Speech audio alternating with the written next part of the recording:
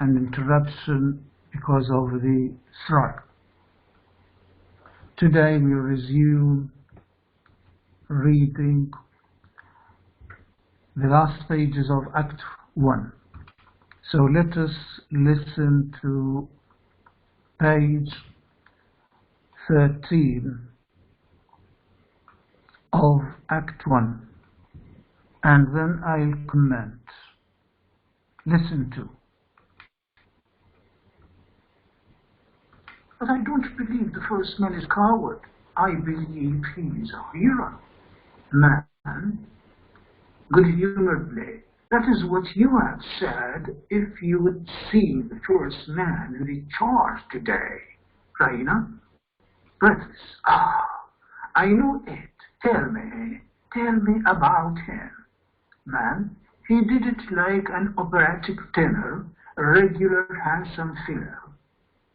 Flashing eyes and lovely mustache, shouting a war cry and charging like Don Quixote at the windmills.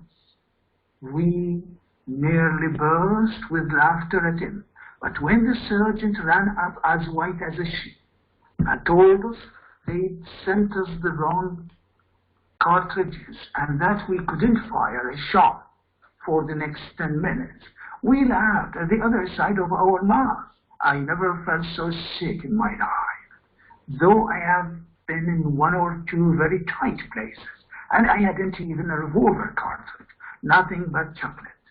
We had no bayonets, nothing. Of course, they just cut us to bits, and there was Don Quixote, flourishing like a drum major, thinking he had done the cleverest thing ever known, whereas he ought to be court-martialed for it. Of all, you see here, this is the main point in Act 1.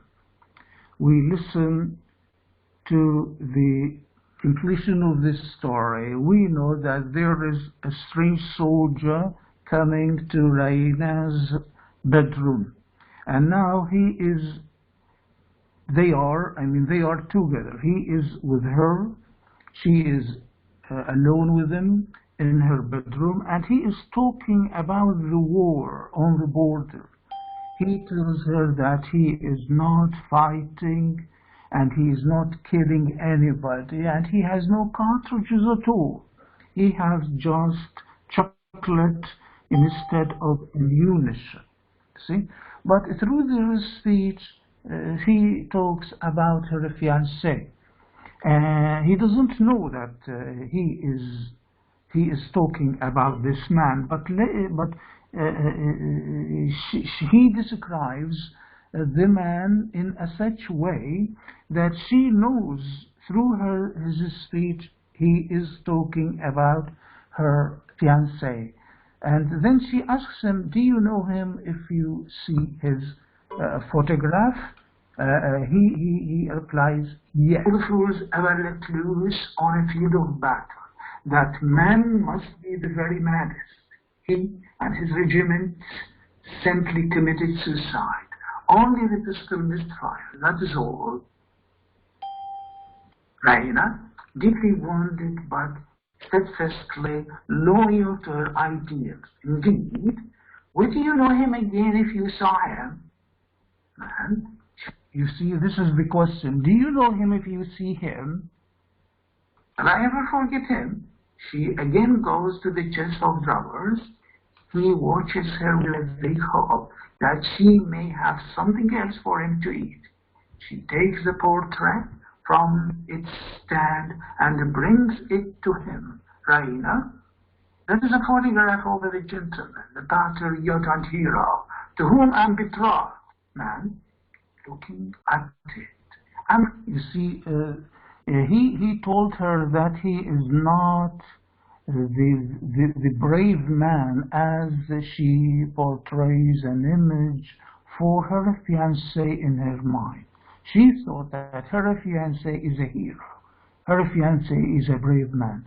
But the strange man now in her room tells her that this is false. This is not the true image. You see? And then later on, she will change. She will change her mind concerning her fiancé. Let us listen. Really very sorry. Looking at her. Was it her to lead me on? He looks at the portrait again. Yes, that is him. Not a doubt of it. He stifles a laugh. Raina, quickly. Why do you laugh? Man, shamefacedly, but still incorrectly take up. I didn't laugh, I assure you. At least I didn't mean to. But when I think of him charging the windmills and thinking he was doing the finest things, talks with suppressed laughter. Raina sternly. Give me back the portrait, sir. Man, with sincere remorse. Of course, certainly. I'm really very sorry. She deliberately kisses it and looks him straight in the face before returning to the chisel with drawers to replace it. He follows her, apologizing. Perhaps I'm quite wrong, you know. No doubt I am. Most likely he had got wind of the cartridge business somehow and knew it was a safe job.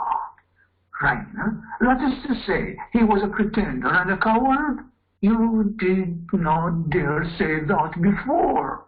Man, with a comic gesture of despair. It is no use, dear lady. I can't make you see it from the professional point of view. As he turns away to get back to the ottoman, firing begins again in the distance. Raina sternly, as she sees him listening to the shot. So much the better for you. Man turning, how? Raina, you are my enemy and you are at my mercy. What would I do if I were a professional soldier? Man, true, dear young lady. You are always right. I know how good you have been to me. To my last hour, I shall remember those 3 chocolate supremes. It was insulting, but it was angelic. Raina, coldly, thank you. And now I will do a soldierly thing. You cannot stay here after what you have just said about my future husband. But I will go out on the balcony and to see whether it is safe for you to climb down into the street. She turns to the window and, changing countenance, down that water pipe? Stop! Wait! I can't! I daren't! The very thought of it makes me giddy. I came up it fast enough for death behind me. But to face it now in cold blood, he sinks onto the ottoman. It is no use. I give up. I'm beaten. Give the alarm. He drops his head in his hands in the deepest dejection. Raina, disarmed by pity. Calm. Don't be disheartened. She stoops over him almost like a levy. He shakes his head. Oh, you see, she tries, in fact, to make the man flee from her house, from her bedroom. And she suggests that he would go again the same way he comes from. That is, he would climb up again, climb down again the same pipe water which he climbed previously, you see, and then he came to her room.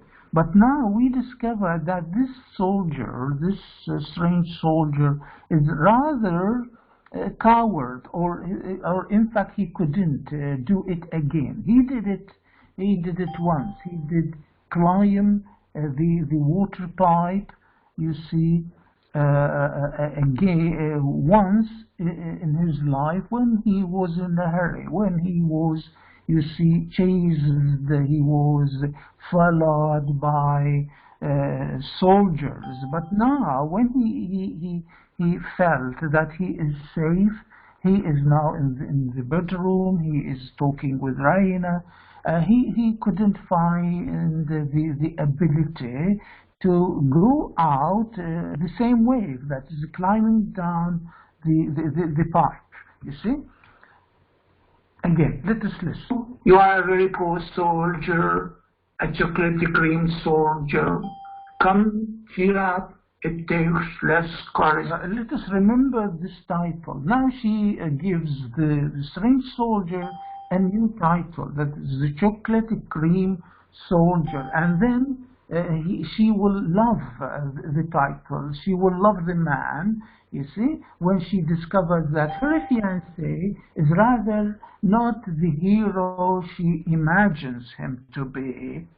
To climb down than to face capture. None of that, man, is really moved by her voice. No, capture only means death, and death is sleep. Oh, sleep, sleep, sleep. Understood, sleep. Climbing down the pipe means doing something, exerting myself, thinking that I'm 10 times over fast. You see, this is very important, in fact, comparison between death and sleep. You see, he compares death just like sleep. This means that he doesn't fear death, and this is why he calls her to call the soldiers to come in order to take him as a prisoner of war. And wonderingly, catching the rhythm of his weariness, are you so sleepy as that, man? I have not had 2 hours undisturbed sleep since the war began. I am on the staff. You don't know what that means. I haven't closed my eyes for 36 hours. Raina, distinctly. But what am I to do with you? Man, staring up. Of course, I must do something. He fixes herself, pulls himself together, and speaks with rallied vigor and courage. You see, sleep or no sleep, hunger or no hunger, tired or not tired. You can always do a thing when you know it must be done. Well, that pipe must be cut down. He hits himself on the chest and asks, do you hear that? You chocolate cream soldier? He turns to the window, very anxiously. But if you fall, I shall sleep as if the stones were a feather bed. Goodbye. He makes boldly for the window, and his hand is on the shutter when there is a terrible burst of firing in the street beneath. Raina, rushing to him, stop! You see, she doesn't let him go out because she fears. She fears that he would die. She would lose him. This is the beginning of the connection. This is the beginning of the relationship of love between the strange soldier and Raina. She feels that she feels some sympathy with the man. You see, the sympathy with the course of time will be changed, will be developed into warm, hot relationship with the man, with the strange man. So she now orders him, or she demands him to stop. Now when he stops, you see, and he is very tired, he would again fall asleep on her own bedroom. Let us listen. She catches him by the shoulder and turns him quite round. They will kill you! Man, cool. You see, she feels afraid. She fears that she will be killed. And I say this is the beginning of love. But attentively, never mind. This sort of thing is all in my day's work. I'm bound to take my chance decisively. Now, do what I tell you. Put out the candles so that they shan't see the light when I open the shutters, and keep away from the window. Whatever you do, If they see me, they are sure to have a shot at me. Raina, clinging to him. They are sure to see you. It is a bright moonlight. I'll save you. Oh, how can you be so indifferent? You want me to save you? Don't you, man? I really don't want to be troublesome. She shakes him in her impatience. I am not indifferent, dear lady. I assure you. But how is it to be done? Raina, come away from the window, please. She cocks him back to the middle of the room, and he submits humbly. She releases him and addresses him patronizingly. Now listen, you mustn't trust to our hospitality. You don't yet know in whose house you are. I am a bit calf. Man, what is that? Raina, rather indignantly. I mean that I belong to the family of the Pitcairns, the richest and best known in our country. Man, oh yes, of course. I beg your pardon. The Pitcairns, to be sure. How stupid of me. Raina, you know you'll never heard of them until this minute. How can you stoop to pretend? Man, forgive me. I'm tired to think. And the change of subject was too much for me. Don't scold me, Raina. I forgot I might make you cry. You know, quite seriously. She bows and then resumes her patronizing tone. I must tell you that my father holds the highest command of any Bulgarian in our army. He is a major man, pretending to be deeply impressed. A major? Bless me, think of that, Raina. You showed great ignorance in thinking that it was necessary to climb up to the balcony because ours is the only private house that has 2 rows of windows. There is a flight of stairs inside to get up and down by. Man, stairs? How grand! You live in great luxury indeed. Dear young lady. Raina, do you know what a library is? Man, a library?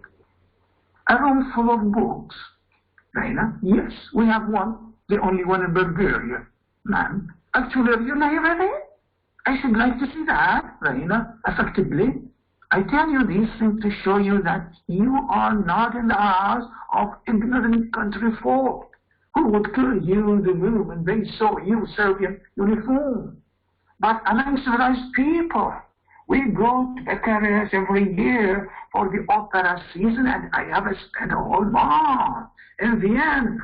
Man, I saw that, dear young lady. I saw at once that you knew the world, Raina. Have you ever seen the opera of Pennani? Man, is that the one with the devil in it in red velvet and the soldier's chorus? Raina?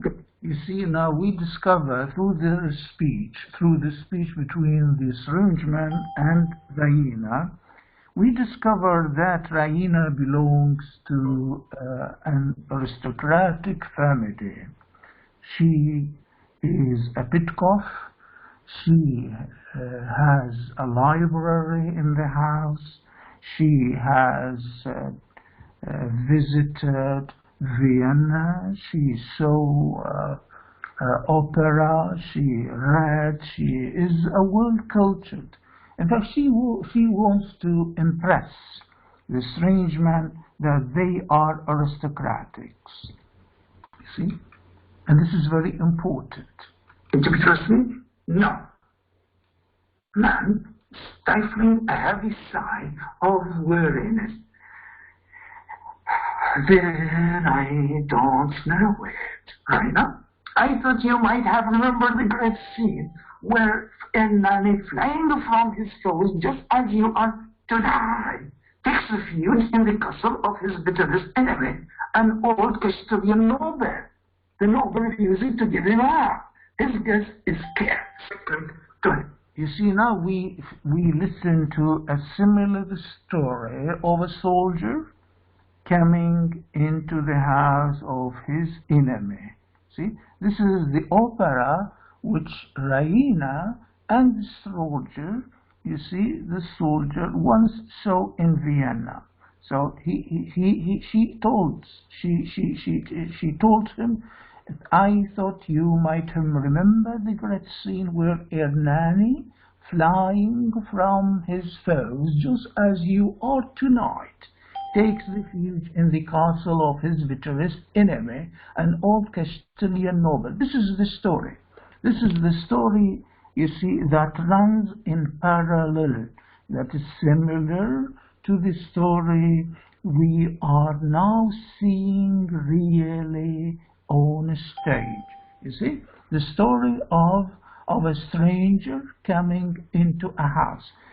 This story is once, you see, sung and enacted in a form of opera. It was called Ernani. So this is intertextuality. It is called intertextuality, the similarity between the text. This is again important, and this may reflect that George Bernaccio depends on the story of the opera to build his own play, to build the plot of this play. The noble refuses to give up. His guest is sacred to him. You see, this is again one theme. This is an important theme.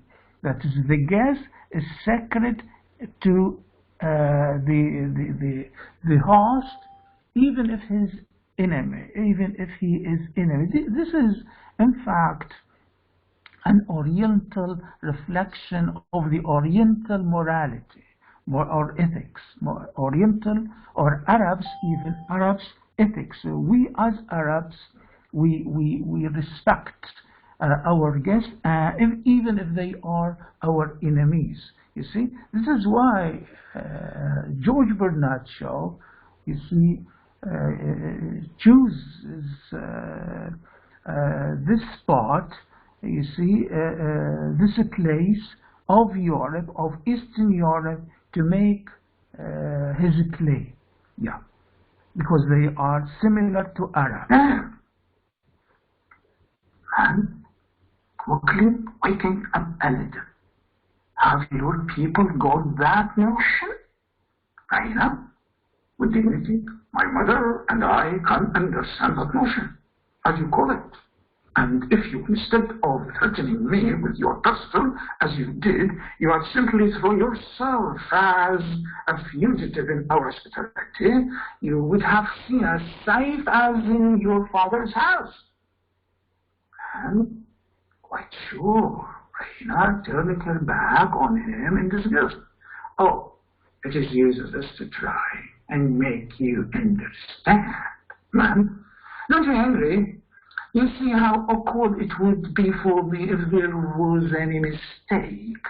My father is a very hospitable man. He keeps 6 hotels, but I couldn't trust him as far as that. What about your father? Raina? He's away at Srebrenica. You see, they are talking about the hospitality. The hospitality means taking guests, even if they are your enemies. You see, just to reflect the ethics of men. And then through that, he talks about his family. He talks about his father. And through his speech also we know that he is an aristocrat. You see, so she is an aristocrat and he is an aristocrat. This in fact will pave the way for the relationship between the two to be well constructed, well set up. You see, that is, if one day he will woo her, or would take her hand or get her as a woman, as a wife, there will be no refusal, no rejection, because they are equal you see, in the social rank. Both are aristocrats. Fighting for his country. I answer for your safety. Here is my hand in a pledge of it. Will that reassure you? She offers him her hand. Man, looking deviously at his own hand. Better not touch my hand, dear young lady. I must have a wash first. Raina touched. It is very nice of you. I see that you are a gentleman. You see, this is very delicate, in fact, indication that the man is a gentleman, that the stranger is a gentleman. Why? Because he behaves gently. He behaves delicately with her. He refuses to touch her hand because his hand is dirty. So he wants to wash his hand before he would touch her hand. You see, this is part of his ethics. You see, this is why she says you are a gentleman. See? You must not think I'm surprised. Bulgarians are really good standing people in our position, wash their hands nearly every day. But I appreciate your delicacy. You may take my hand. She offers it again. Man, kissing it with his hands behind his back. Thanks, gracious young lady. Pay attention here, in fact, to his delicate, gentle behaviors. Once he refuses to take her hand because his hands are dirty, and he tells her that he wouldn't touch her hand unless he would wash his hands before that. Second, he kisses her hand, you see, and his hands were at his back. So he takes her hand with one hand, and the other was at his back. This is, in fact, a behavior that indicates his aristocratic origin, and this is why she loves him more and more. I feel safe at last. And now, would you mind breaking the news to your mother? I had better not stay here secretly longer than it's necessary. Raina, if you will be so good as to keep perfectly still while I'm away. You see, then he orders her, or he asks her to go and tell her mother about his presence here in bedroom. So there are, in fact, three behaviors just to indicate that he is a gentleman. First, he wants to wash his hand before he takes her hand. Second, he kisses her hand. Third, he bows, in fact, when he kisses her hand, just like a gentleman. The fourth, he asks her to ask her mother, to tell her mother about his presence here in her room. You see? So there are, in fact, indications, many indications, many references for for this gentleman, for his behaviors, for his good, you see, ethics. Yeah, certainly. He sits down on the ottoman. Raina goes to the bed and wraps herself in the fur cloak.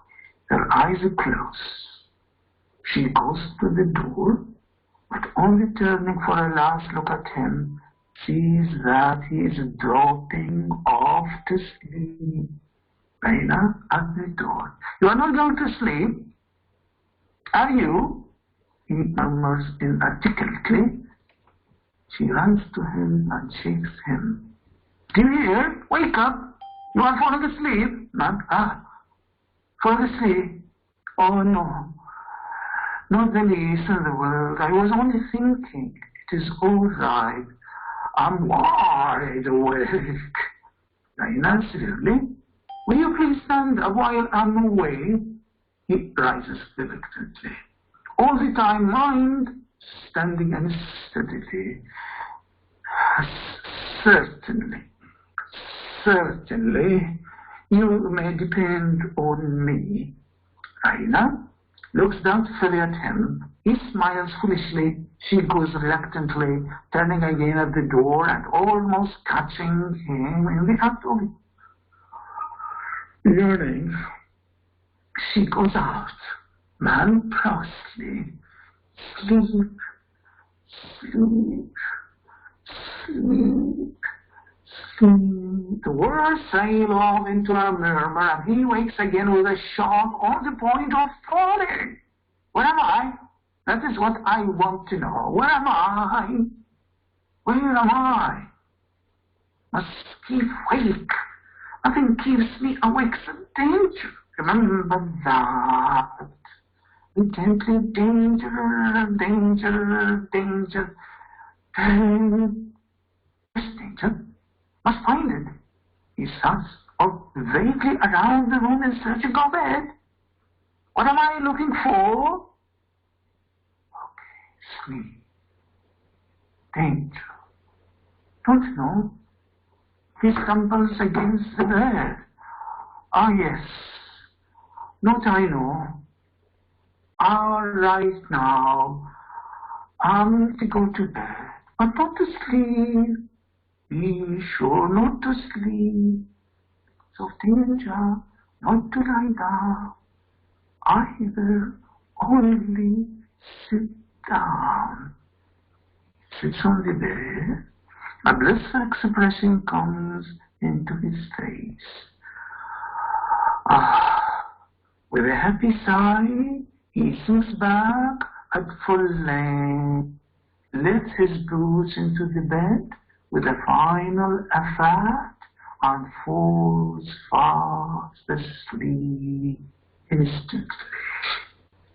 Catherine comes in, followed by Raina. Raina, looking at the ottoman. He has gone. I left him here. Catherine, here? Then he must have climbed down from here. Raina, seeing him. Oh, she points. Catherine, come to life. Well, she strides to the left side of the bed. Raina following and standing opposite her on the right. He's fast asleep. The brute, Raina, anxiously, shaking him. Sir? Shaking again, harder, sir. Vehemently shaking very hard. Sir! Sir! Raina, catching her arm. Don't, Mama! The poor dear is worn out. Let her sleep. Catherine, letting him go on, turning a knife to Raina. The poor dear, Raina. She looks sternly at her daughter. The man sleeps profoundly. This is the end of Act 1. You see, in this way, we reach to the end of Act 1. What do we know? We know that Raina was a poor girl, you see, lying in her bedroom. Then suddenly she listens to some noise in the balcony, and then she discovers that there was a strange man, a soldier, would come through the water pipe, you see, to her balcony. And there was a speech. Through the speech we know that he was a strange soldier. He had no ammunition. he had instead some chocolate cream. He didn't kill anybody. He didn't participate in the war. We know also that he once knew her fiancé